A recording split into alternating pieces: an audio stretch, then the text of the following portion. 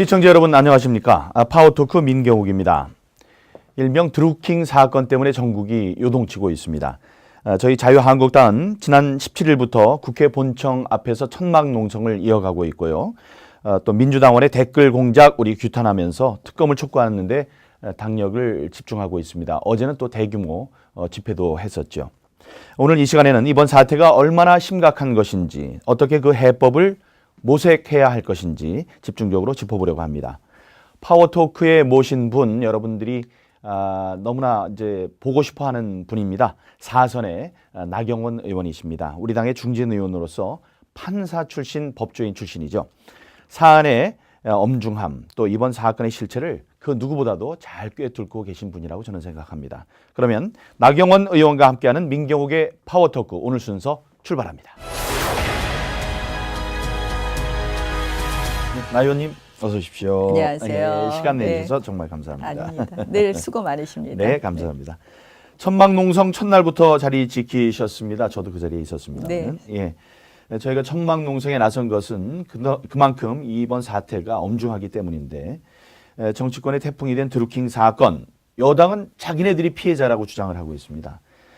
드루킹이라는 선거 브로커 사이비 교주한테 당한 사건이다, 이렇게 얘기를 하는데, 의원님께서는 이 사건의 본질을 어떻게 보시는지요? 민주주의 파괴라고 생각을 합니다. 실질적으로 지금 드러난 사건의 내용을 보면 댓글 공작으로 인해서 여론을 바꾸고 민심을 바꿨다는 것이거든요. 여당은 이것은 자발적 조직에 의한 것이다. 여당의 모 의원은 착한 김경수가 악마에게 당했다, 이렇게 얘기를 하는데요. 저는 보면 이 사건을 보면요, 사실상 이것이 자발적 조직이 아니라 여당의 사조직으로서 불법적인 선거운동을 한 것이다. 그래서 그러한 불법적인 선거운동을 통해서 댓글 공작을 통해서 여론을 조작했고, 그렇게 해서 민심을 호도했기 때문에 저는 민주주의 파괴 행위고요. 이것이 특히 대선 전에 이루어졌다는 것이 지금 어느 정도 드러나고 있거든요. 대선 전에도. 그렇다면 결국 이러한 여당과의 지시 공모 여부, 그다음에 이 시기, 이런 것을 종합해 보면 이 모든 것이 사실로 밝혀지면 결국은 이 문재인 정권 탄생의 정당성, 문재인 정권의 권력의 근거에 대해서 우리가 의심할 수 있다, 이렇게 생각을 합니다. 결국 한마디로 민주주의 파괴 행위, 우리가 그 실체를 똑똑하게 파헤쳐야 된다고 생각합니다. 대선 전에는 어떤 일을 했을 것이냐, 이런 말씀을 해주셨는데, 오늘 조선일보 일면에 사진이 하나 났습니다. 그 경호원들이나 차고 있는 이 무선 그 마이크 이어폰. 수신 장치인데요. 네. 거기에 이제 이쪽에는 이제 마이크가 있고요.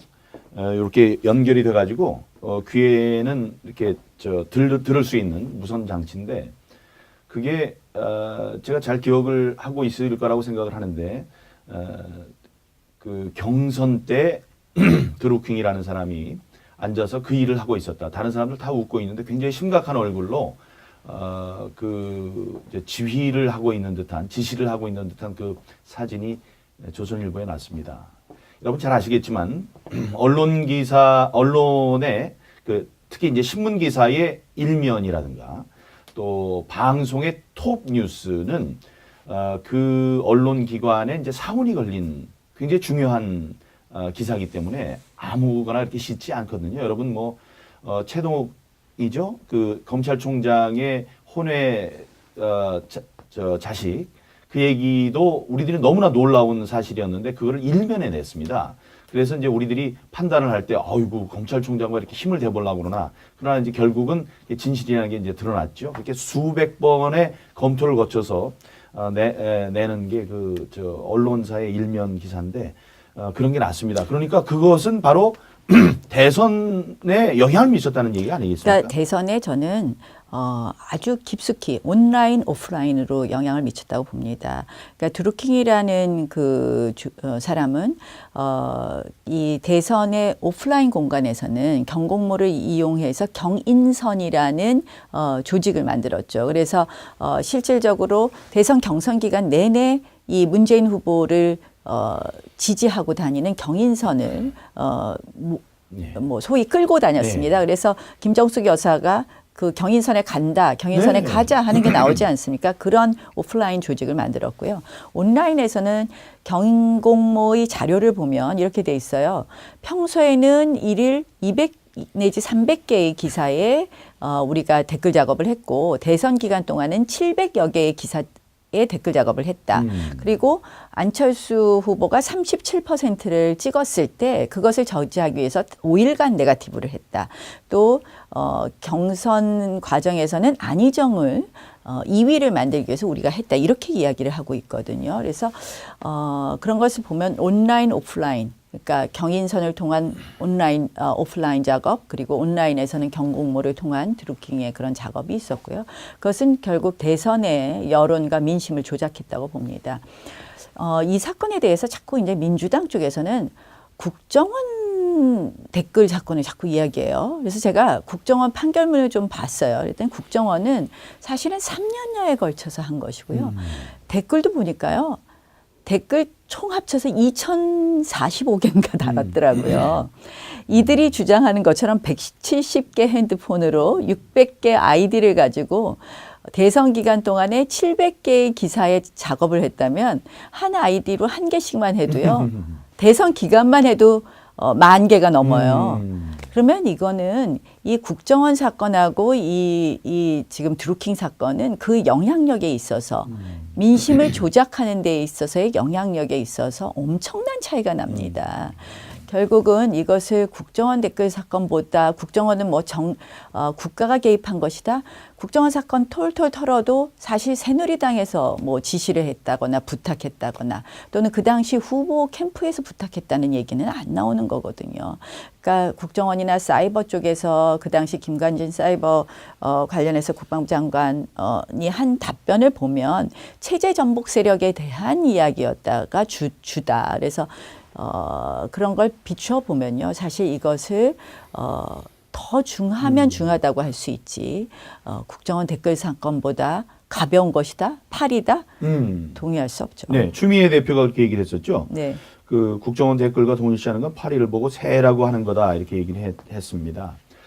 사실 이제 정치인들이 저도 이제 청와대 대변인 할 때 이제 그런 걸 많이 느꼈습니다만은 비유를 하기를 좋아하거든요. 비유는 되치기를 당할 수 있습니다. 그런데 이 파리를 보고 새라고 하는 거다. 뒤가 바뀌어야 된다고 생각합니다. 예, 훨씬 더 큰 일을 저지른 거라고 이렇게 생각을 합니다. 그리고 그건 어떻게 보셨나요? 지금 저기 드루킹이 김경수 의원에 대해서 오사카 총영사로 누구를 천거했다 이런 얘기 나오고요. 네, 도모 변호사. 예, 네. 오사카 총영사 말고 일본 대사까지 네, 또 천거를 했다고 합니다. 자발적인 지지자였다면 그렇게 일본 대사나 오사카 총영사를 대선 이후에 이 사람을 시켜달라고 얘기할 수 있습니까? 저는 그게 바로 그 대선에서 큰 역할을 했다는 굉장히 움직일 수 없는 증거라고 생각하는데. 네, 맞습니다. 사실은 4강 대사 자리 정말 어마어마한 자리거든요. 그거는 웬만큼 기여하지 않고서는 갈 수 없는 자리입니다. 근데 4강 대사를 감히 요구했다? 이건 그들의 영향력이 얼마나 크다라는 것을 보여준다고 생각을 하고요. 또 이미 김경수 의원이 사실은 여러 번 말 바꾸기를 하지 않았습니까? 처음에는 전혀 뭐 이제 경찰청장이 한 말이지만 처음에는 읽어보지도 않았다.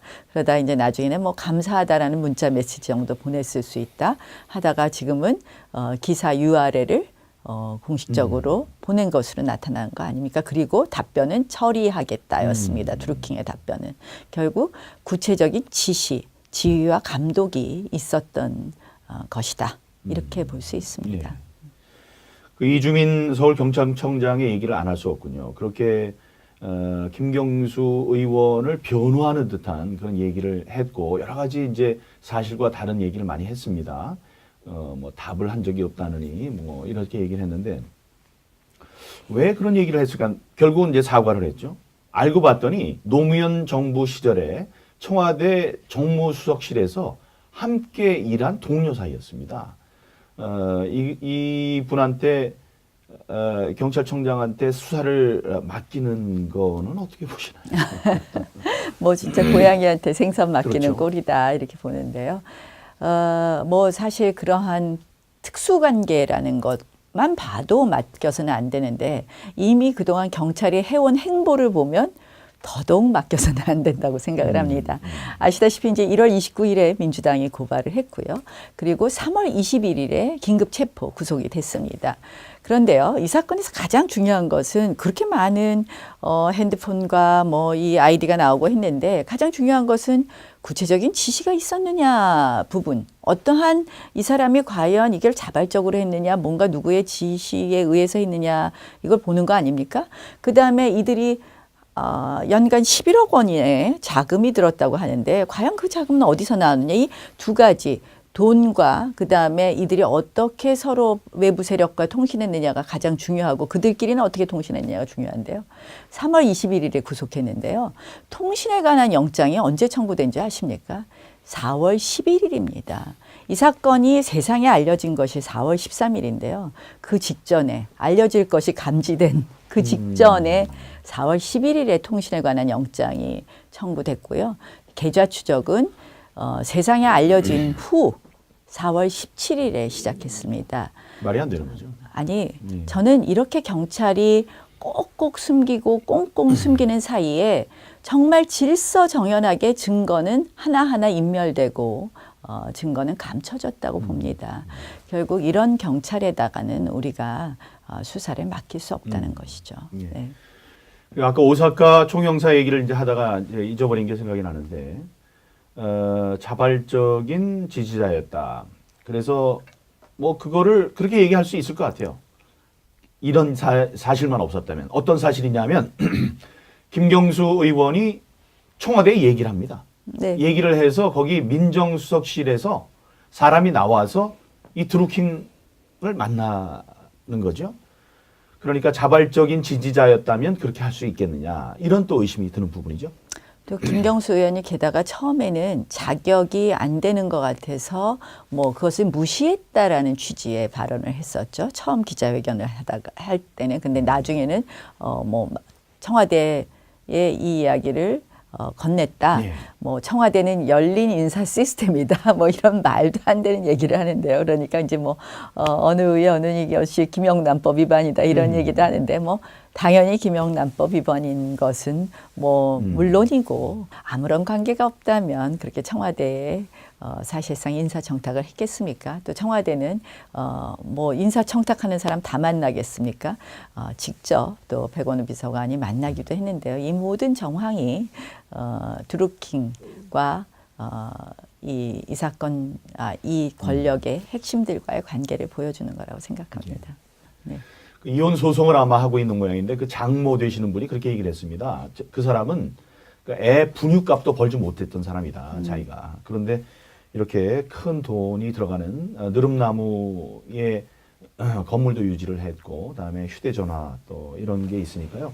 이거는 상식선에서 합리적인 의심이 드는 겁니다. 그러니까 조속히 그 이제 배우를 이제 네. 예, 찾아보면 되겠죠. 그리고 저는 이제 이 사건을 보면서 우리가 과연 앞으로 어떻게 준비를 해야 될 것이냐. 이제 뭐 이 사건의 실체를 밝히는 뭐 특검 당연히 가야 됩니다. 특검이라는 것은 우리가 이제 2014년에 상설특검법도 만들었는데요. 거기 보면 정치적 중립성이나 공정성이 해할 우려가 있는 사건은 국회에서 합의하면 특검으로 간다라고 되어 있거든요. 그래서 우리가 이제 특검법을 별도의 법으로 발의를 하기도 했지만 사실 상설특검법이 만들어져 있기 때문에 이 상설특검법의 요건에 당연히 해당이 됩니다. 야삼당이 합의했기 때문에 민주당만 같이 합의해주면 특검 검사만, 특별 검사만 같이 합의해서 임명하면 될 정도로 이제는 상설특검법에 의해서 특검이 쉽게 되어 있거든요. 그래서 우리가 특검은 당연히 가야 되는 것이고요. 그것은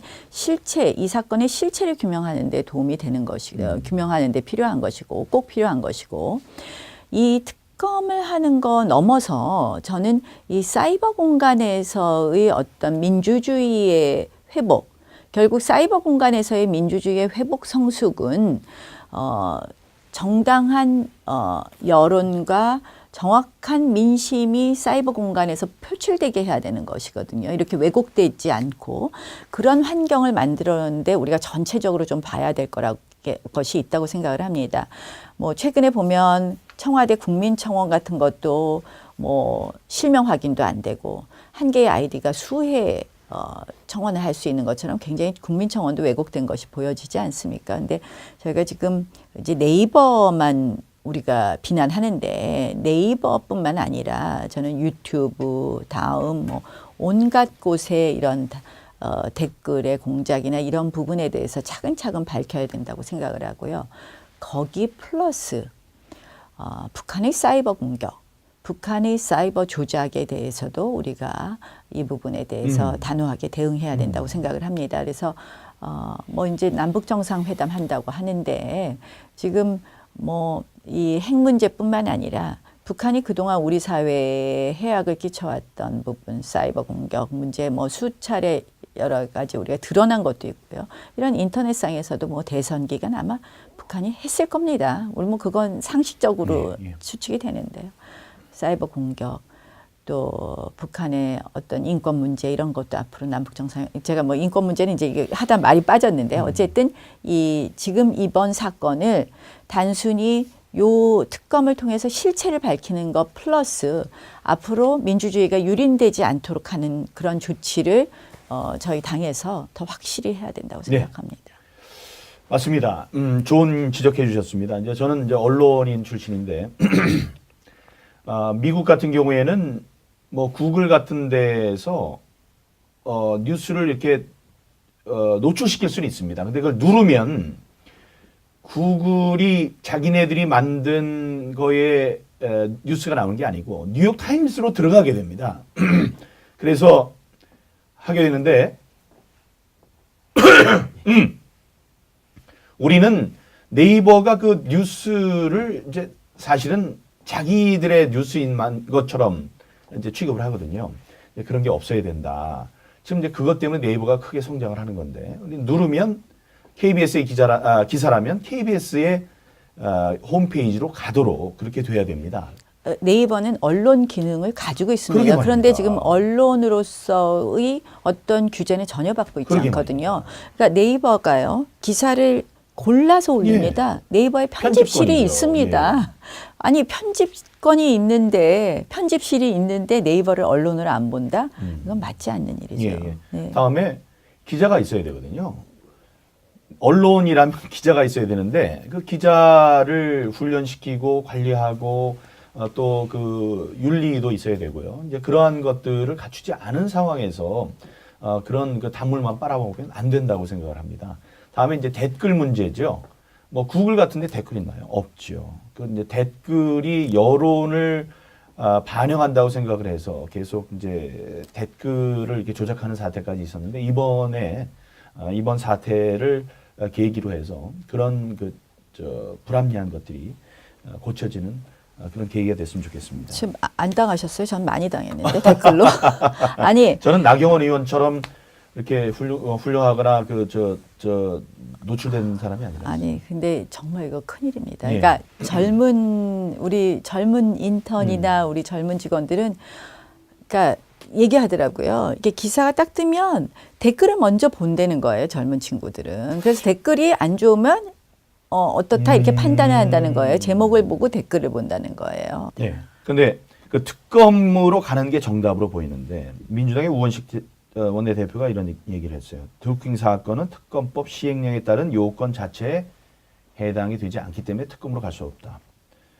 그러니까 이제 민주당이나 정부 핵심과 다 있는 범죄 사실이 드러난 것이 없다 이런 주장을 하면서 그러기 때문에 특검으로 갈 수 없다고 했습니다. 아까 잠깐 말씀을 해주시긴 했습니다만은 법률가이신 우리 의원님이 보시기엔 어떻습니까? 제가 아까 말씀드린 것처럼 우리가 2014년에 국회에서 만든 상설특검법에 보면 정치적 공정성과 중립성이 의심되는 경우에는 할 수 있게 되어 있습니다. 이미 그동안 서울경찰청장이 언급한 것이나 경찰청의 행태를 보면 이것이 공정성과 중립성이 뭐 삼척동자가 봐도 의심되는 것 아니겠습니까? 그래서 당연히 특검 요건에 해당한다고 생각을 하고요.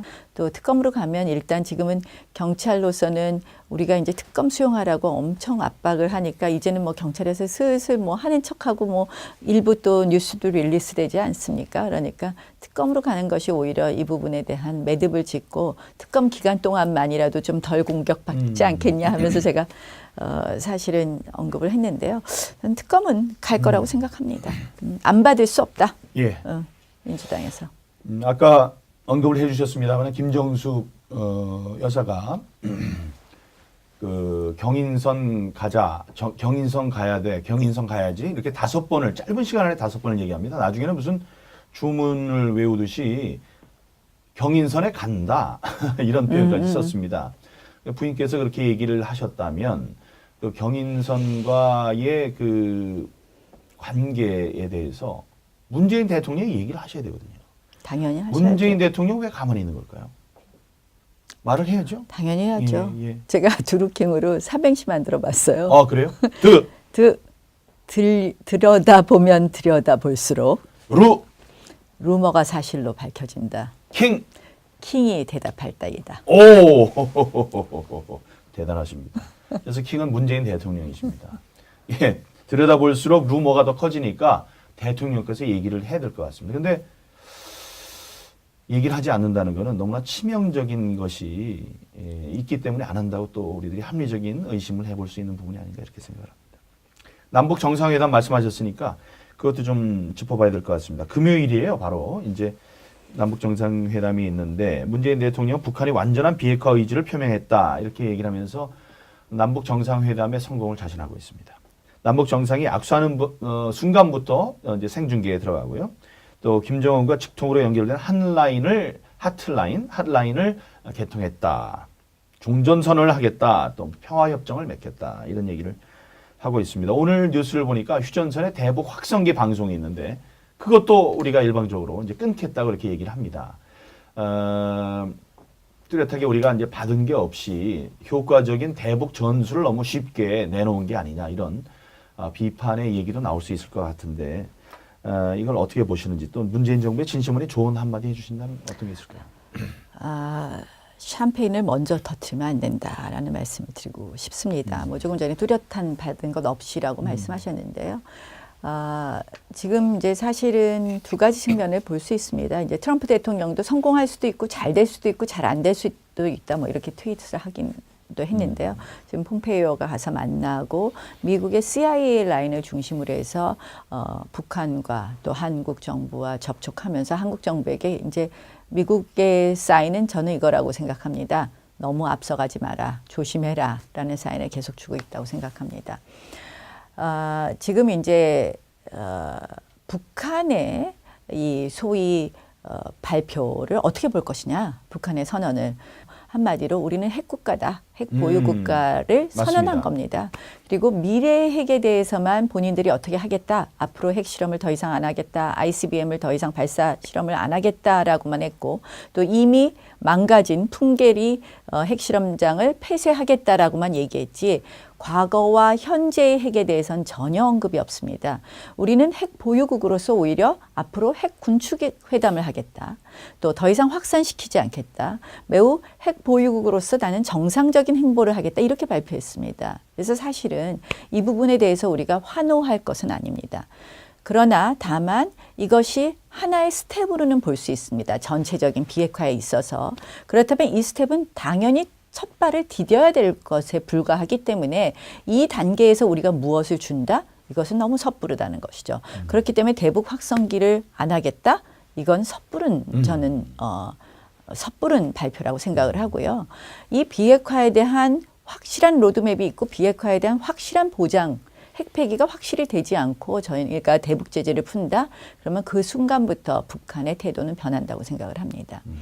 지금 이제 이 정부의 이 대북 핵에 대한 정책은 예전에는 비핵화를 다 한 다음에 종전선언 평화협정으로 가는 게 원래 우리의 그동안의 스탠스였습니다. 근데 지금 어떻게 하겠냐. 종전선언 평화협정과 비핵화를 동시에 하겠다. 종전선언을 이끌어를 하겠다는데요. 이 종전선언이라는 것은 사실은 이미 14선언 노무현 대통령과의 회담이나 이런 때 이미 다 나왔던 얘기입니다.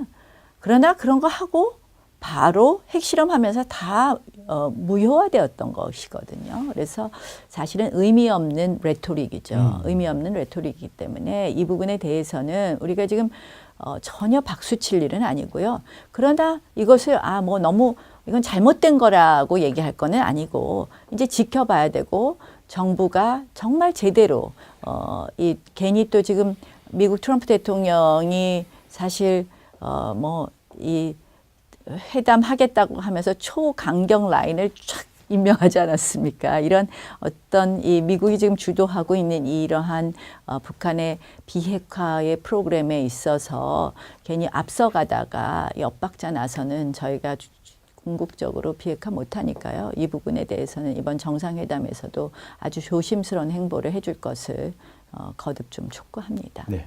오늘 민교욱의 파워토크는 나경원 의원님과 함께했습니다. 드루킹 댓글 공작을 둘러싼 핵심 쟁점들 또 실질적인 진실을 규명하기 위한 해법은 무엇인지 자세한 말씀 들어볼 수 있었습니다. 고견 주신 우리 나 의원님께 감사드리고요. 또 저희 자유한국당은 이 사건이 한 점 의혹 없이 명명백백하게 국민 앞에 밝혀질 때까지 최선을 다하겠다는 약속을 드리겠습니다. 민교욱의 파워토크 오늘 순서를 마무리하겠습니다. 시청자 여러분 안녕히 계십시오. 고맙습니다.